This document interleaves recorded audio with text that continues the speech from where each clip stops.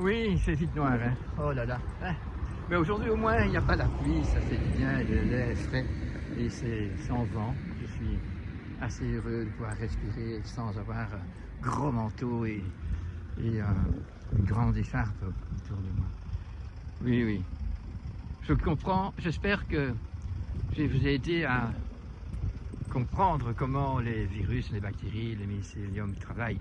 Donc les mycéliums et les bactéries, par exemple, des êtres vivants invisibles, unicellulaires, qui ont donc une membrane qui forme vraiment une cellule, mais encore très autonome, et qui va s'associer, se multiplier dans un organisme qu'il appelle, parce qu'il y a un déficit immunitaire ou un déficit fonctionnel ou déjà lésionnel dans le corps de l'animal ou de la plante ou de l'homme.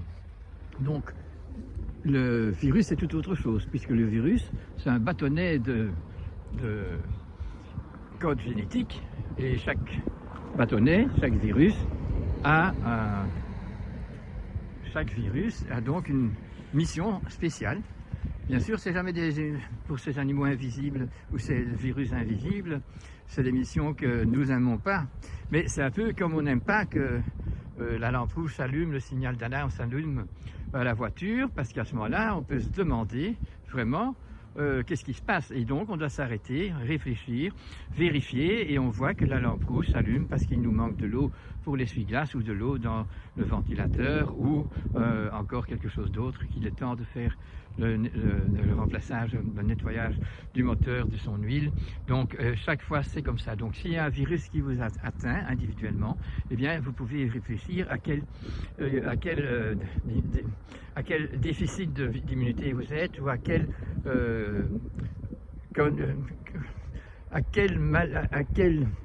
déficit de physiologie vous êtes, parce que vous êtes depuis bien trop longtemps en train de faire des choses qu'on ne devrait pas faire, et quand ça dure longtemps, eh bien à un moment donné il y a une maladie qui se déploie, et si c'est un virus, eh bien on sait lequel c'est. Maintenant, quand ça devient un virus pandémique ou épidémique, ça veut dire que la collectivité fait l'erreur depuis longtemps. Donc une pandémie comme nous l'appelons celle-ci, qui est quand même appelée aussi une pseudo-pandémie, c'est que partout sur la planète, eh bien, nous vivons un déficit de santé, bien sûr, par toutes les pollutions, que ce soit les pollutions avec les pollutions que nous avons avec tout ce qui est électronique, avec tous les satellites, avec tous les 5G, et même les 4G, les 3G et les 2G, et tous les ordinateurs et tous les écrans.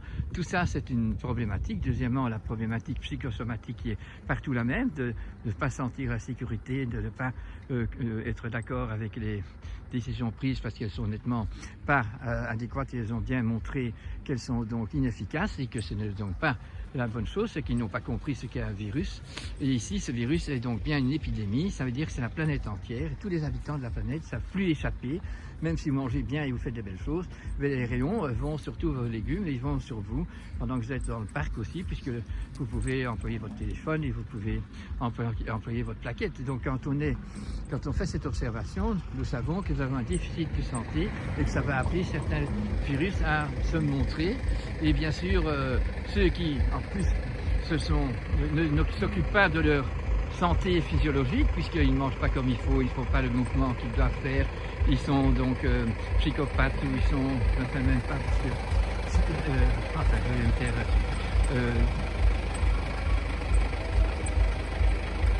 die neige, niet op straat, hein. Donc quand on ne fait pas attention, qu'on n'est pas au courant que du lait stérilisé c'est pas bon, quand on n'est pas au courant, ou qu'on ne veut pas être au courant, qu'acheter des chachas et des coca et des comme ça, ce n'est pas bon, eh bien alors on continue dans cette aberration, et nous dit ce déficit de santé, ce déficit de fonction naturelle du système physiologique qui fait des home cleaning, des nettoyages de la maison à temps, hein, et alors si on a les nettoyages de la maison, et que grâce à ça, parce que nous avons compris que nous vomissons quand on a pris trop de chocolat, ben, ça veut dire que depuis très longtemps, on n'était pas écœuré du chocolat et on a abusé, et donc à ce moment-là nous aurons une petite maladie. Et là, si on peut réfléchir et dire si on ne changerait pas de chocolat ou on en prendrait moins, c'est un peu toutes les questions que nous devons nous déposer dans notre crâne et dans notre cœur. Bonsoir baby belle, hein? Je viens récupérer ici, hein? Ben, on va continuer, hein, parce que quand on est vivant sur Terre, on doit quand même avoir conscience que tout est circadien, donc il y a dualité, qu'il y a le jour, la nuit, le matin, le soir, la femme, l'homme, il y a toujours le double. Alors quand on parle du plein d'air, donc ce plein d'air qui est la transparence entre qui permet d'être, qui passe au-dessus de tous les objets, tous les animaux, tous les êtres, toutes les plantes qui sont là, eh bien, dans sa transparence se trouve un plein d'air. Et parce qu'il est plein d'air, il est plein de quelque chose dans l'air. C'est pas ça, l'air n'est pas plein, mais ce qui est dedans est rempli. Alors, tandis que quand on est dans le vide, au-dessus de l'ozone, eh bien, on est dans le vide. L'air là n'est pas conformé, n'est pas comme ici où il y a de l'eau, donc H2O, ce sont des molécules qui sont coordonnées à eux, ces atomes forment une participation, un lien, tandis qu'on n'a pas ce lien directement dans le vide. Ça veut dire qu'ici, quand on a parlé tantôt que dans le vide, en plus qu'il y a de l'eau, qu'il y a beaucoup d'autres choses qui sont là, nous avons également dans ce vide, nous avons tous ces animaux, tous ces êtres créés qui sont tout à fait invisibles et qu'on a appelés donc les virus, les mycéliums, enfin tout ce que nous avons déjà dit. Mais donc on les a accusés, ces microbes, ces mycéliums, ces champignons, ces ferments, on les a accusés, ces virus. Pourtant, il n'y a pas de raison de les accuser parce que sans ces ferments, sans ces individus invisibles, nous n'aurions pas de vin, pas de fromage, pas de bière, nous n'aurions pas de kéfir, nous n'aurions pas de yogourt, nous n'aurions pas de fromage, nous n'aurions pas de fromage blanc. Ah voilà, donc d'un côté nous allons accuser ces petites bêtes et on voudrait les exterminer et on oublie que si on extermine, si on pouvait exterminer, enfin sur les vivants on les extermine avec des antibiotiques et des interférons quand c'est des virus, on veut exterminer parce que nous sommes des exterminateurs, mais nous sommes aveugles, bêtes et méchants puisque nous ne savons pas que nous enlevons, en stérilisant, en tuant, nous enlevons ce qui est beau. Donc tout ce qui nous fait des ferments, tout ce qui fait que le pain peut monter, que nous avons donc du levain, que nous avons la mer du vinaigre, tout ça, ce sont des êtres invisibles qui viennent faire un travail énorme. Alors, n'oubliez pas le travail énorme et gigantesque qui est dans notre microbiote, parce que c'est des milliards de ces petites bêtes qui sont au fait les copains directs, qui sont complémentaires et même parfois les mêmes que dans la terre arable. Dans cette terre arable, eh bien, se trouve tout plein de microbes, de champignons qui entretiennent la fertilité et qui font que cette terre vit et permet aux plantes d'y vivre et permet alors aux animaux d'y vivre. Et tout ça doit être cohérent, doit être recyclé. Et donc, attaquer ces bêtes, c'est connard, hein, puisque si nous attrapons des champignons, quand nous observons les grands champignons, eh bien, nous voyons que ces champignons, c'est un règne végétal, non même pas, c'est un règne animal, non même pas, c'est un règne tout à fait spécial qui pousse et qui régénère, enfin qui prend tous les éléments qui meurent, vous voyez ça sur les écorces des arbres, surtout quand l'arbre a déjà passé son temps, eh bien nous voyons que nous avons des bons champignons et quand on connaît les venimeux, mais donc on ne mangerait plus jamais de champignons parce qu'il y a des venimeux, c'est pas comme ça, il faut les reconnaître, il faut avoir pas l'audace de goûter celui-là et d'en mourir. Il faut savoir que depuis le temps que l'homme existe sur Terre, qu'on peut découvrir des gens qui s'y connaissent. Et voilà, donc on peut les élever aussi, ces champignons. Mais ce règne de champignons se trouve aussi dans notre intérieur. Il se trouve également absolument dans le canal de notre oreille, dans toutes les muqueuses. Il se trouve dans notre peau qui est plein de pores, dans cette pore qui est plein de graisse sébacéale, qui donc, c'est une protection contre la pluie peut-être, mais c'est aussi un habitat pour des virus, des bactéries, et c'est nos copains. Alors si vous avez mis des trucs, des gels pleins d'alcool, vous enlevez cette protection et vous attirez alors le virus pathogène qui doit venir vous dire que vous avez fait une bêtise. Hein. Oui, voilà, mais maintenant l'aberration n'est pas bêtise. Ne pas mettre son masque est une bêtise, parce que tous les imbéciles que nous sommes devenus sur Terre, je m'excuse pour le mot, mais c'est un peu vrai qu'il est grand temps qu'on se rende compte qu'on ne peut pas être des cons vaincus, qu'on doit être conscient de la vie et apprendre de cette vie, être donc dans des débats pour comprendre ce qui se passe, et donc alors avoir par l'expérience des autres et par son propre expérience, pouvoir avoir le discernement. Et quand on a le discernement, eh bien alors on peut se mettre ensemble à travailler au bien. Mais si on accuse un côté, on oublie qu'on tue le beau côté en même temps, parce que ça ne va pas. On doit être plus complet, on doit être plus humain, on doit aimer la vie, on doit savoir que la vie est créée et que tout ce qui est créé, c'est avec du bon sens.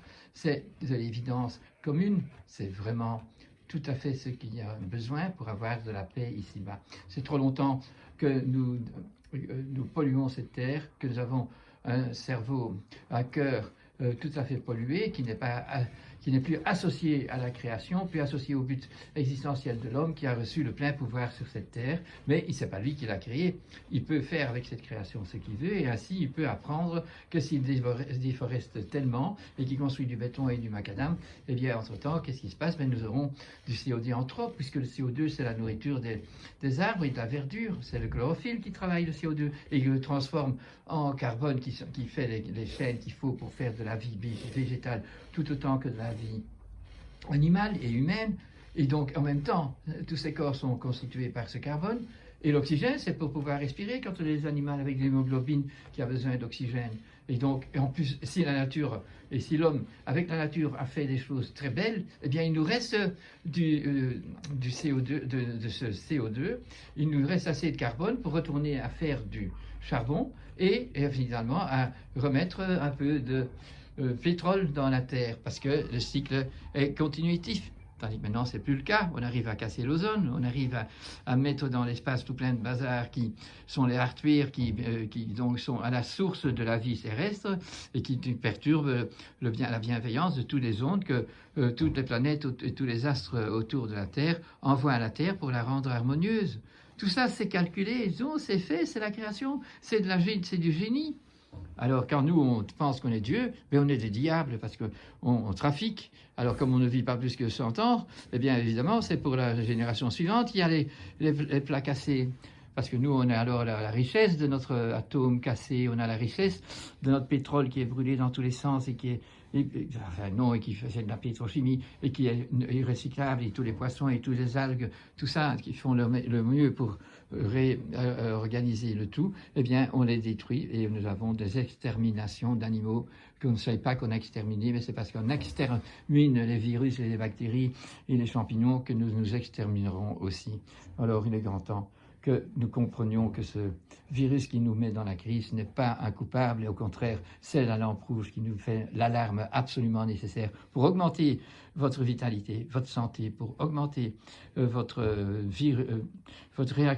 réaction immunitaire, arrêter tout ce qui l'a détruit.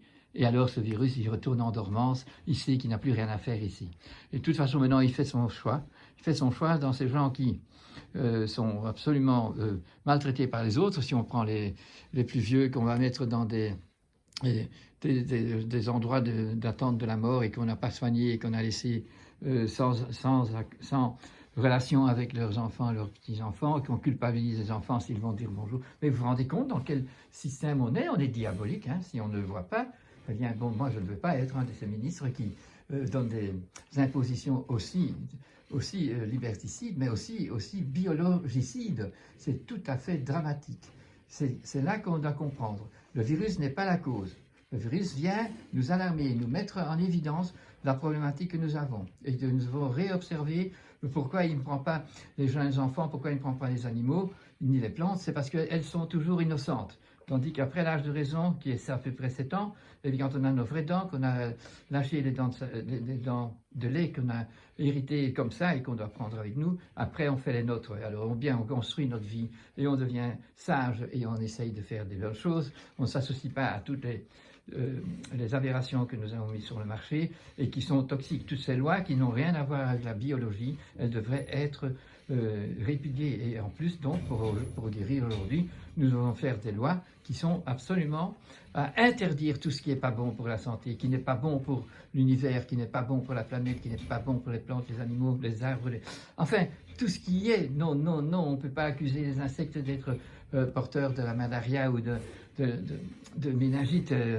dans les pays où on a fait de nos égouts de nouveau une jungle où les mouches fessées, les crocodiles peuvent venir nager tellement, et les rats sont tout à fait heureux, mais les produits pour tuer les rats qu'on donne par tonne dans toutes ces zones où les rats sont, c'est le même produit que nous donnons à tous ceux qui ont un problème cardiaque et qui reçoivent alors qu'on fait que leur sang ne coagule plus. Mais voilà, nous ne nous rendons pas compte que nous payons la monnaie de ce que nous investissons. Alors investissons dans l'amour, dans le bon, dans le bien, mais quand même, parfois, il faut pouvoir dire les choses en face. Et c'est comme ça que j'ai parlé comme un chien, j'ai été franc comme un loup, j'ai été franc de dire les choses telles qu'elles sont. Et j'ai jusqu'à présent été plutôt à essayer d'être un renard qui est intelligent, pas seulement intelligent, mais qui est capable d'être si intelligent, si capable donc de voir le fromage du corbeau.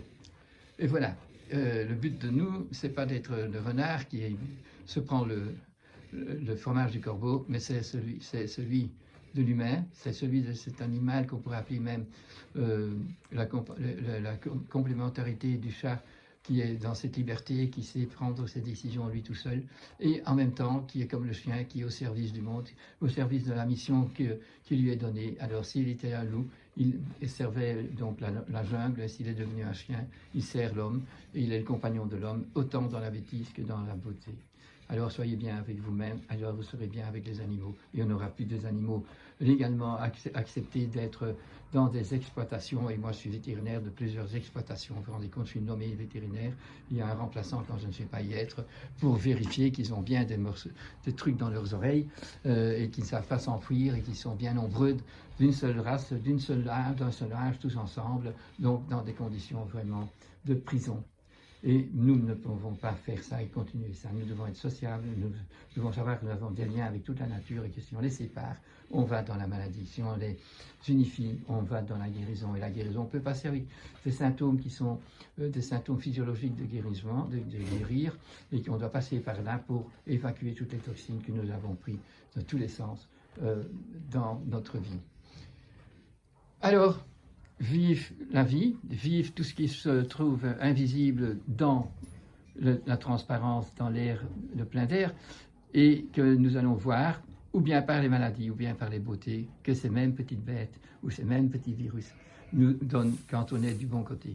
Alors, le mal, ça nous dit le mal, et le bien, ça nous dit, ben voilà, nous sommes bien occupés, alors continuons dans le bien, et refusons le mal. Mais faisons des nouvelles lois, des lois qui interdisent tout ce qui dévie de la santé, parce que ça dévie des lois de la biologie et des lois de l'incarnation humaine.